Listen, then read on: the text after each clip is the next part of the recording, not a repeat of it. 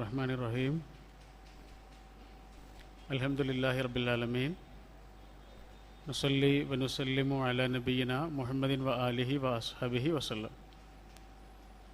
പ്രിയപ്പെട്ടവരെ, നമ്മുടെ ഒരുമിച്ച് കൂടൽ ഒരു നല്ല കർമ്മമായി അള്ളാഹു നമ്മിൽ നിന്ന് സ്വീകരിക്കുമാറാവട്ടെ. ഇങ്ങോട്ട് വരുമ്പോൾ ആലോചിക്കുകയായിരുന്നു എന്താണ് പറയേണ്ടത് എന്ന്, എങ്ങനെയാണ് തുടങ്ങേണ്ടത് എന്നും. അപ്പോൾ കിട്ടിയൊരു ആലോചന ഇങ്ങനെയാണ്: ശരിക്കും എന്താണ് ദീന് എന്ന് പറഞ്ഞാൽ എന്താണ്? ദീന് എന്ന് പറഞ്ഞാൽ എന്താണ് എന്ന് നമ്മളോടൊരാൾ ചോദിച്ചാൽ നമ്മളതിന് പെട്ടെന്ന് കൊടുക്കുന്ന മറുപടി നമ്മൾ ചെയ്യുന്ന കുറേ കാര്യങ്ങളായിരിക്കും. പക്ഷേ ഒന്ന് കണ്ണ് പൂട്ടി ആലോചിച്ചാൽ നമ്മൾ ചെയ്യുന്ന കാര്യങ്ങൾ മാത്രമല്ല ദീന്. ഇപ്പം നമ്മൾ ചെറിയ സ്കൂളിൽ പഠിക്കുന്ന സമയത്ത് ടീച്ചർ നമ്മളോട് ചോദിക്കുകയാണ്, ഉമ്മയെക്കുറിച്ച് 10 വാക്കുകൾ എഴുതുക എന്ന് പറഞ്ഞാൽ നമ്മൾ ഉമ്മയെക്കുറിച്ച് 10 വാക്കുകൾ എഴുതി കൊടുക്കും. ആ 10 വാക്കുകളും ഉമ്മ നമ്മൾക്ക് ചെയ്തു തരുന്ന 10 കാര്യങ്ങളായിരിക്കും അല്ലേ? എന്നാൽ അതേ നമ്മൾ തന്നെ വലിയ ആളുകളായി, അതേ ഉമ്മ തന്നെ ഇപ്പോൾ വീട്ടിലുണ്ട്, കിടപ്പില, കൈകാലുകളൊന്ന് അനക്കാൻ പോലും കഴിയില്ല, കണ്ണൊന്ന് ചലിപ്പിക്കാൻ മാത്രമേ കഴിയുള്ളൂ. അപ്പോൾ ഒരാൾ വന്നിട്ട് ഉമ്മയെക്കുറിച്ച് 10 വാക്കുകൾ എഴുതാനോ പറയാനോ പറഞ്ഞാൽ നമ്മൾ എന്തു പറയും? ഉമ്മ ചെയ്തു തരുന്ന കാര്യങ്ങളാണോ പറയാ? ഉമ്മ എന്നൊരു അനുഭവത്തെക്കുറിച്ചാണ് പറയാം. കാരണം ഉമ്മ എന്ന് പറഞ്ഞാൽ ഉമ്മ ചെയ്യുന്ന കാര്യങ്ങൾ മാത്രമല്ല. വാപ്പ എന്ന് പറഞ്ഞാൽ വാപ്പ ചെയ്യുന്ന കാര്യങ്ങളും പറയുന്ന കാര്യങ്ങളും മാത്രമല്ല. വാപ്പ വളരെ കുറച്ച് പറയുന്ന ആളാണ്. ഉമ്മ മഴയാണെങ്കിൽ വാപ്പ ആലിപ്പഴമാണ്, വല്ലപ്പോഴും ഒന്നേ പറയുള്ളൂ. പരസ്യമായി നമ്മളെ വിമർശിക്കുകയൊക്കെ ചെയ്യും, പക്ഷെ രഹസ്യമായി നമ്മളെക്കുറിച്ച് ആരോടെങ്കിലുമൊക്കെ പറഞ്ഞിട്ടുണ്ടാവും നല്ല വാക്കുകൾ. ഫ്രോയിഡ് പറയുന്നുണ്ട്, ഒരാൾ എപ്പോഴാണ് വലുതാകാൻ തുടങ്ങുന്നത്, വയസ്സാകാൻ തുടങ്ങുന്നത്? എപ്പോഴാണ് എനിക്ക് നിങ്ങൾക്ക് വയസ്സാകാൻ തുടങ്ങുന്നത്? അദ്ദേഹം പറയുന്നത് നമ്മൾ വാപ്പനെ പോലെ ആകാൻ തുടങ്ങുമ്പോഴാണ്. വാപ്പൻ്റെ ചില സ്വഭാവവും മാനറിസവും ഒക്കെ നമുക്കിങ്ങനെ വരാൻ തുടങ്ങുമ്പോഴാണ് നമ്മൾ മുതിർന്നവരാകാൻ തുടങ്ങുന്നത്. വാപ്പ എന്ന് പറഞ്ഞാൽ വാപ്പ ചെയ്യുന്ന കാര്യങ്ങൾ മാത്രമല്ലാത്തതുപോലെ, ഉമ്മ എന്ന് പറഞ്ഞാൽ ഉമ്മ ചെയ്തു തരുന്ന കാര്യങ്ങൾ മാത്രമല്ലാത്തതുപോലെ, ദീന് എന്ന് പറഞ്ഞാൽ നമ്മൾ ചെയ്യുന്ന കുറച്ച് കാര്യങ്ങൾ മാത്രമല്ല. പിന്നെന്താണ്? അത് നമ്മുടെ ഉള്ളിലുണ്ടാകുന്ന കുറേ വൃത്തിയും വെടിപ്പും ശുദ്ധിയും നന്മയും ഇതുകൂടിയാണ്. അതാണ് ഖുർആനെടുത്ത് നമ്മളിങ്ങനെ പരിശോധിച്ചാൽ ഖുർആനിൽ നിയമങ്ങളുണ്ട്, മൂല്യങ്ങളുണ്ട് അല്ലേ? കുറേ നിയമങ്ങൾ പറയുന്നുണ്ട്, അനുഷ്ഠാനങ്ങളെക്കുറിച്ച് പറയുന്നുണ്ട്. പക്ഷെ അത് മാത്രമാണോ? അല്ല, കുറേ മൂല്യങ്ങളെക്കുറിച്ചും പറയുന്നുണ്ട്.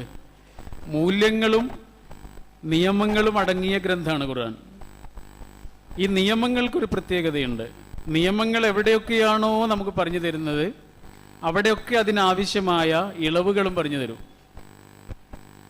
നിന്ന് നിസ്കരിക്കുക എന്നുള്ളതാണ് അതിൻ്റെ ശരിയായ രൂപം. പക്ഷേ ഒരാൾക്ക് അങ്ങനെ കഴിയില്ലെങ്കിലോ? അയാൾ ഇരുന്ന് നിസ്കരിച്ചാൽ മതി.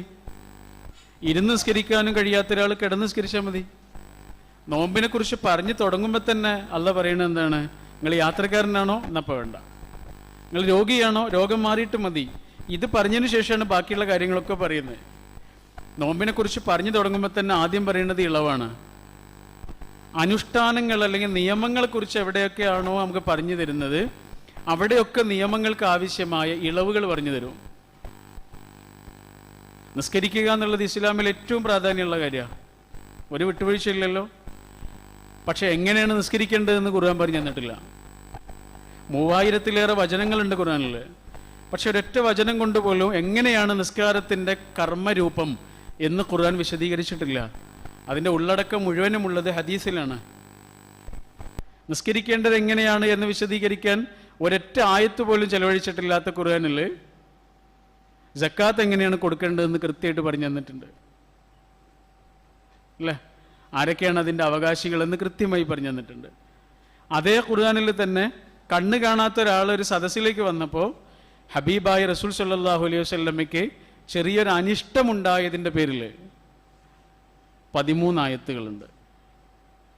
ഒരായത്ത് മതിയല്ലോ നിസ്കാരം എങ്ങനെയാണെന്ന് വിശദീകരിക്കാൻ? ഇല്ല. എന്നാൽ അന്ധനായ ഒരാൾ വന്നപ്പോൾ റസൂലുള്ളാഹിക്ക് വേണ്ടതുപോലെ ഒരു പരിഗണന അദ്ദേഹത്തിന് കൊടുക്കാത്തതിൻ്റെ പേരിൽ അത്രയ്ക്ക് നമുക്ക് പറയാൻ പറ്റുള്ളൂ. അല്ല റസൂലുള്ളാഹി ഒരു തെറ്റ് ചെയ്തു എന്നൊന്നും പറയാൻ പറ്റില്ല. അതിനൊന്നുള്ള അർഹത നമുക്കില്ലാത്തതുകൊണ്ട് റസൂലുള്ളാഹിക്ക് ചെറിയൊരു അനിഷ്ടം ഉണ്ടാവുക മാത്രമേ ചെയ്തത്. വളരെ പ്രമാണികളായ ചില ആളുകളോട് സംസാരിച്ചുകൊണ്ടിരിക്കുകയാണ്, VIP-കളായ ആളുകളോട്. മതപരവും രാജ്യപരവുമായ കുറേ ഗുണങ്ങളുണ്ട് ആ ചർച്ച കൊണ്ട്. ഒരു ഡിപ്ലോമാറ്റിക്കായ ഡിസ്കഷനാണ്. അതുകൊണ്ട് അങ്ങോട്ട് ആരും വരരുത് എന്ന് റസൂലുള്ളാഹി ആഗ്രഹിച്ചു. പക്ഷെ അങ്ങോട്ടൊരാൾ വന്നു. കാരണം അദ്ദേഹത്തിന് അവിടെ എന്താ നടക്കുന്നതെന്ന് അറിയില്ല. അബ്ദുല്ലാഹി ബിൻ ഉമ്മി മക്തൂം എന്നാണ് ആ സ്വഹാബിയുടെ പേര് റളിയല്ലാഹു അൻഹു. റസൂലുള്ളാഹിക്ക് ഇഷ്ടമായില്ല എന്നുള്ള കാര്യം റസൂലുള്ളാഹി വാക്കുകൊണ്ട് പ്രകടിപ്പിച്ചിട്ടൊന്നുമില്ല. ആകെ സംഭവിച്ചത് എന്താണെന്നറിയോ? റസൂലുള്ളാഹിയുടെ നെറ്റി ഒന്ന് ചുളിഞ്ഞിട്ടേ ഉള്ളൂ. അനിഷ്ടം പ്രകടമാകും വിധം നെറ്റി ഒന്ന് ചുളിഞ്ഞു. നെറ്റി ചുളിയ എന്നുള്ളതിന് അറബിയിൽ അബസ എന്നാണ് പറയുക. അബസ എന്നുള്ള പേരിലൊരു ആയത്തല്ല, ഒരു സൂറത്താണ്. ആ സൂറത്തിൻ്റെ ആദ്യ ഭാഗത്താണ് പറയണത്, റസൂലെ, പ്രിയപ്പെട്ട പ്രവാചകനെ, അള്ളാഹുവിൻ്റെ മുസ്തഫയാണ് റസൂല്, തെരഞ്ഞെടുക്കപ്പെട്ട ആളാണ്. അത്രയും പ്രിയങ്കരനായ റസൂലുള്ളാഹിയെ അള്ളാഹു തിരുത്തുകയാണ് ഖുർആൻ കൊണ്ട്. നിങ്ങൾ ആലോചിച്ച് നോക്കൂ, റസൂലുള്ളാഹിയുടെ ജീവിതത്തിൽ ആയിരക്കണക്കിന് സംഭവങ്ങൾ ഉണ്ടായിട്ടില്ലേ? അതിൽ നിന്നൊരു സംഭവത്തെ ഇങ്ങനെ എടുത്തുദ്ധരിക്കുകയും 2019 മെയ് മാസം ഈ തീയതി നമ്മളത് ആവർത്തിച്ചു പറയുന്നത് എന്തുകൊണ്ടാണ്? അത് ഖുർആൻ കൊണ്ട് മിനിറ്റുകൾ കൊണ്ട് അവസാനിച്ചൊരു സംഭവത്തെ നൂറ്റാണ്ടുകൾ കൊണ്ട് നിലനിർത്തി. അതാണ്, മിനിറ്റുകൾ കൊണ്ട് അവസാനിച്ചൊരു സംഭവമാണത്. പക്ഷെ ഖുർആൻ നൂറ്റാണ്ടുകളിലേക്ക് പരത്തി. എന്നിട്ട് നമ്മളെ കൊണ്ട് ഇങ്ങനെ പറയിപ്പിച്ചുകൊണ്ടിരിക്കുകയാണ്. എന്താ കാര്യം? മനുഷ്യൻ.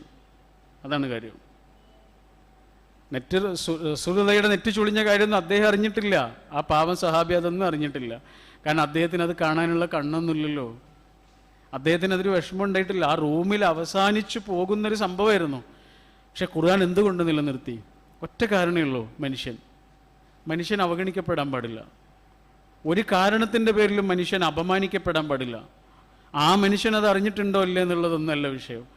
നമ്മളുടെ ഭാഗത്തുനിന്ന് അത് ഉണ്ടാകാൻ പാടില്ല എന്നുള്ള ഏറ്റവും വലിയ ഒരു മാനവികാബോധം, മാനവികതയുടെ ബോധം, മനുഷ്യപ്പറ്റ് നമ്മുടെ ഉള്ളിൽ ഉണ്ടാക്കി തരികയാണ് ഖുർആൻ ചെയ്യുന്നത്. അപ്പം എന്താണ് ദീന്? ഒരാളുടെ ഉള്ളിലുണ്ടാവുന്ന അയാളുടെ സൂക്ഷിക്കുന്ന നന്മകളാണ്, അതുകൂടിയാണ്, വാല്യൂസാണ്. ആ വാല്യൂസ് ഒരാൾ എത്ര അച്ചടക്കത്തോടു കൂടി പാലിക്കുന്നുണ്ടോ അത്രയും മനോഹരമായാണ് അയാളുടെ ജീവിതം മതവൽക്കരിക്കപ്പെടുക, അല്ലെങ്കിൽ ആത്മീയവൽക്കരിക്കപ്പെടുക. എന്താണ് സ്പിരിച്വാലിറ്റി, ആത്മീയത എന്ന് പറഞ്ഞാൽ? പലപ്പോഴും മതവും സ്പിരിച്വാലിറ്റി രണ്ടായിട്ടാണ് പോണത്, അല്ലേ? ഗാന്ധിജിയുടെ അതേ മതം തന്നെയാണ് ഗോഡ്സേക്കുള്ളത്. രണ്ടാളുടെ മതം ഒന്നാണ്, പക്ഷേ രണ്ടാളുടെയും സ്പിരിച്വാലിറ്റി ഒന്നല്ല, ആത്മീയത ഒന്നല്ല. രണ്ടാളുടെയും ആത്മീയത രണ്ടാണ്, മതം ഒന്നാണ്. 1910 ജനിച്ച 35 വയസ്സായപ്പോഴേക്ക് പേര് കേട്ടൊരു വക്കീലായി മാറിയൊരു ബ്രാഹ്മണ യുവാവാണ്. ആ യുവാവിനെയാണ് എല്ലാ മതപരമായ ആചാരങ്ങളോടെയും ബോംബെയിൽ നിന്ന് ഡൽഹിയിലേക്ക് തീവണ്ടിയിൽ പറഞ്ഞയക്കുന്നത്. മതപരമായ ആചാരങ്ങളോടുകൂടിയ ആരതി ഒഴിഞ്ഞിട്ടാണ്. ആ ചെറുപ്പക്കാരൻ്റെ കീശയിൽ ഒരു തോക്ക് വെച്ചു കൊടുത്തിരുന്നു. ആ തോക്കിൽ നിന്ന് ഉതിർത്ത വെടിയുണ്ടകളേറ്റാണ് ഈ രാഷ്ട്രത്തിൻ്റെ പിതാവ് പിടഞ്ഞു മരിച്ചത്. രണ്ടാളുടെയും മതം ഒന്നായിരുന്നു, പക്ഷെ രണ്ടാളുടെയും ആത്മീയത രണ്ടായിരുന്നു. അതുകൊണ്ടാണ് ജിത്തു കൃഷ്ണമൂർത്തി പറയും, ഒരു മതമനുഷ്യൻ, a religious man mean not be a spiritual man. മതമുള്ളൊരു മനുഷ്യൻ ആത്മീയതയുള്ള മനുഷ്യനാണെന്ന് പറയാൻ പറ്റൂല എന്ന്. ഇറാഖിലെ ബാഗ്ദാദിൽ ഒരു അഭയാർത്ഥി ക്യാമ്പിൽ, ഇറാഖിൽ യുദ്ധം നടക്കുന്ന സമയത്തെ നടന്നൊരു സംഭവത്തെ കഥയായി അവതരിപ്പിച്ചതാണ് ഒരു പുസ്തകത്തിൽ. അങ്കിൾ ഇദ്രീസ് എന്ന് പറഞ്ഞിട്ടുള്ള തുർക്കിയിലെ വളരെ പ്രസിദ്ധനായ ഒരു എഴുത്തുകാരൻ്റെ ഒരു പുസ്തകമാണ്. Love story A different kind എന്ന് പറഞ്ഞ കുറേ സ്നേഹത്തിൻ്റെ കഥകളുള്ളൊരു പുസ്തകമാണ്. അതിൽ അദ്ദേഹം പറയുന്നുണ്ട്, ഒരു കുട്ടിക്ക് അടിയന്തരമായി രക്തം ആവശ്യം വന്ന് രക്തം കൊടുക്കാൻ വലിയ ആളുകളാരും ഇല്ല അവിടെ. അവസാനം രക്തം കൊടുക്കാൻ വരുന്ന അധികം പ്രായമായിട്ടില്ലാത്തൊരു കുട്ടി തന്നെയാണ്. അവൻ രക്തം കൊടുക്കാൻ തയ്യാറാണ്, പക്ഷേ അവൻ്റെ ഉമ്മയെ കാണണം.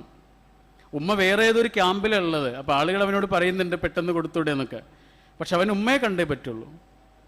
അതിൻ്റെ കാരണം ചോദിച്ചപ്പോഴാണ് അവൻ പറഞ്ഞത്, ഞാൻ രക്തം കൊടുത്തല്ലേ ഞാൻ മരിക്കൂലേ, മരിക്കണതിന് മുമ്പ് എനിക്ക് എൻ്റെ ഉമ്മയെ ഒന്ന് കാണണം. അത്രയേ ഉള്ളൂ.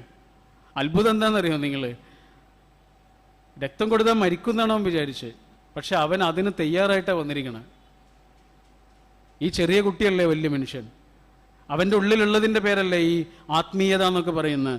നമ്മളുണ്ടാക്കുന്ന ഒച്ചപ്പാടുകളുടെയൊക്കെ പേരാണത്. ശ്രീലങ്കയിൽ ഈസ്റ്റർ ദിനത്തിൽ അനേകം മനുഷ്യരുടെ രക്തം പൊടിച്ചവരുടെ പേരല്ലത്, രക്തം കൊടുത്ത ആ കുട്ടിയുടെ പേരാണത്. ഇതാണ് മനുഷ്യൻ്റെ ഉള്ളിലുണ്ടാകുന്ന കനിവും ആ മനുഷ്യൻ സൂക്ഷിക്കുന്ന നന്മയും അത്രമേൽ പ്രധാനമായി മതം പ്രാധാന്യം തരുന്നത്. ഖുർആൻ അത്രയേറെ ആവർത്തിച്ച് ഈ വിഷയം പറഞ്ഞു തരുന്നത്. മനുഷ്യനുണ്ടാകുന്ന പരിഗണന, മനുഷ്യൻ്റെ സങ്കടങ്ങളോട് ഇങ്ങനെ ചേർന്ന് നിൽക്കൽ, ഏറ്റവും കുറഞ്ഞ പക്ഷം മനുഷ്യനെ ഒന്ന് തെറ്റിദ്ധരിക്കാതിരിക്കലെങ്കിലും. അതുകൊണ്ട് റസൂലുള്ളാഹി സ്വല്ലല്ലാഹു അലൈഹി വസല്ലം പറഞ്ഞത് നല്ലത് വിചാരിക്കൽ നല്ല ഇബാദത്ത് എന്ന് പറഞ്ഞിട്ടുണ്ട്. ചെറിയ കാര്യമാണത്. ഹുസ്നുൽ ദന്ന് മിൻ ഹുസ്നിൽ ഇബാദ. ഹബീബായ റസൂൽ സ്വല്ലല്ലാഹു അലൈഹി വസല്ലം പറഞ്ഞതാണ്, ഒരു കാര്യം ആണെങ്കിലും ഒരാളെക്കുറിച്ചാണെങ്കിലും ഒരു സംഭവത്തെക്കുറിച്ചാണെങ്കിലും നല്ലത് വിചാരിക്കൽ നിസ്കരിക്കുന്നത് പോലും നോമ്പൊൽക്കുന്നതും പോലെയാണ്. ഹുസ്നുൽ ദന്ന് മിൻ ഹുസ്നിൽ ഇബാദ. അമേരിക്കയിലെ വളരെ പ്രസിദ്ധനായൊരു എഴുത്തുകാരനുണ്ട്, ഡെയിൽ കാർണഗി എന്നാണ് അദ്ദേഹത്തിൻ്റെ പേര്. വളരെയധികം വിറ്റഴിക്കപ്പെടുന്ന പുസ്തകങ്ങളുടെ രചയിതാവാണ് അദ്ദേഹം. ഈ അടുത്തൊരു അനുഭവം പറഞ്ഞിരുന്നു. എബ്രഹാം ലിങ്കണെ കുറിച്ച് അദ്ദേഹം ഒരു റേഡിയോയിൽ പ്രഭാഷണം നടത്തി. അങ്ങനെ പ്രഭാഷണം കഴിഞ്ഞ് കുറച്ച് ദിവസങ്ങൾ കഴിഞ്ഞപ്പോൾ അദ്ദേഹത്തിനൊരു കത്ത് വന്ന്, ആ കത്തിൽ വളരെ രൂക്ഷമായിട്ട് അദ്ദേഹത്തെ വിമർശിക്കുകയാണ് ഒരു പെൺകുട്ടി. വലിയ വലിയ ആളുകളെ കുറിച്ചൊക്കെ പ്രസംഗിക്കുമ്പോൾ ഒന്ന് നോക്കിയിട്ട് പ്രസംഗിച്ചൂടെ എന്നൊക്കെ ചോദിക്കുന്നത്. നിങ്ങൾ പറഞ്ഞ ഡേറ്റൊക്കെ തെറ്റാണ്, പല അബദ്ധങ്ങളും നിങ്ങൾ ആ പ്രസംഗത്തിൽ പറഞ്ഞിട്ടുണ്ട്, ഇങ്ങനെയൊക്കെയാണ് വിമർശനം. അദ്ദേഹത്തിന് അതൊട്ടും ഇഷ്ടപ്പെട്ടില്ല. കാരണം അത്രയേറെ വായിക്കപ്പെടുകയും കേൾക്കപ്പെടുകയും ചെയ്യുന്ന ആളാണ് അദ്ദേഹം. അത്രയും പ്രസിദ്ധനായ എന്നെങ്ങനെ വിമർശിക്കാൻ പാടുണ്ടോ? അദ്ദേഹം അവിടെ തന്നെ ഇരുന്നിട്ട് കത്തെഴുതി മറുപടി. അവൾ എന്തൊക്കെയാണോ രൂക്ഷമായി ഇങ്ങോട്ട് പറഞ്ഞത് അതിലേറെ രൂക്ഷമായിട്ടാണ് അങ്ങോട്ട് പ്രതികരിച്ച്. ആ കത്തെല്ലാം എഴുതി പൂർത്തിയാക്കി കവറിൽ ഒട്ടിച്ച് അദ്ദേഹത്തിൻ്റെ ജോലിക്കാരനെ വിളിച്ചു പോസ്റ്റ് ചെയ്യാൻ വേണ്ടിയിട്ട്. ജോലിക്കാരൻ അപ്പോഴേക്ക് പോയിരുന്നു, വീട്ടിൽ പോയിരുന്നു. അപ്പം അദ്ദേഹം ആലോചിച്ചു, നാളെ കൊടുക്കാം, നാളെ പോസ്റ്റ് ചെയ്യാം. അങ്ങനെ നാളെ പോസ്റ്റ് ചെയ്യാൻ വേണ്ടിയിട്ട് പിറ്റേ ദിവസം അദ്ദേഹം വേലക്കാരൻ വന്ന ഉടനെ അദ്ദേഹത്തിൻ്റെ കയ്യിലേക്ക് കത്ത് കൊടുക്കുക. കത്ത് കൊടുക്കുന്നതിന് മുമ്പ് അദ്ദേഹം ഒന്ന് തുറന്ന് വായിച്ചു. തുറന്നിങ്ങനെ വായിച്ചിട്ട് അദ്ദേഹം കുറേ വാക്കുകൾ വെട്ടിക്കളഞ്ഞു. അത്രയൊന്നും രൂക്ഷമാകണ്ട, ഇത്രയൊന്നും രൂക്ഷമാകണ്ട എന്ന് വിചാരിച്ച് കുറേ വാക്കുകൾ വെട്ടിക്കളഞ്ഞു. എന്നിട്ട് കവറിലാക്കി വീണ്ടും കൊടുക്കുമ്പോൾ അദ്ദേഹം വെറുതെ ആലോചിച്ചു, 12 മണിക്കൂർ കൊണ്ട് ഈ കത്തിന് ഇത്രയും മാറ്റങ്ങൾ ഉണ്ടായില്ലേ, ഒരു 12 മണിക്കൂർ കൂടി വെച്ച് നോക്കാം. അങ്ങനെ അന്ന് വൈകുന്നേരം വരെ കത്ത് അദ്ദേഹം പോസ്റ്റ് ചെയ്തില്ല. വൈകുന്നേരം എടുത്തിട്ട് ഒന്നുകൂടെ വായിച്ചു, പിന്നെയും കുറേ ഭാഗങ്ങൾ വെട്ടി പുതിയ കത്തെഴുതി. അദ്ദേഹം പറയണം, 6 ദിവസം ഞാൻ ആ കത്ത് എൻ്റെ വീട്ടിൽ സൂക്ഷിച്ചു, തിരുത്തിക്കൊണ്ടേയിരുന്നു. 7ാമത്തെ ദിവസം ഞാൻ ആ കത്ത് പോസ്റ്റ് ചെയ്യുമ്പോൾ ഏറ്റവും പ്രിയങ്കരനായ സുഹൃത്തിന് എഴുതുന്ന കത്ത് പോലെ ഒരു കത്തായി അത് മാറിയിരുന്നു. കുറച്ച് സമയം കൊടുത്താൽ മതിയായിരുന്നു. അതുകൊണ്ടാണ് റസൂലുള്ളാഹി സ്വല്ലല്ലാഹു അലൈഹി വസല്ലം പറഞ്ഞ് ദേഷ്യം വരുമ്പോൾ ഒന്നും പറയരുത് എന്ന്. ഒന്നും എഴുതരുത് എന്നുകൂടി അതിനർത്ഥമുണ്ട്, ഒന്നും ചെയ്യരുത് എന്നുകൂടി അതിനർത്ഥമുണ്ട്. ദേഷ്യം വരുമ്പോൾ ഒന്നും ചെയ്യരുത്. കാരണം എന്താണെന്നറിയോ?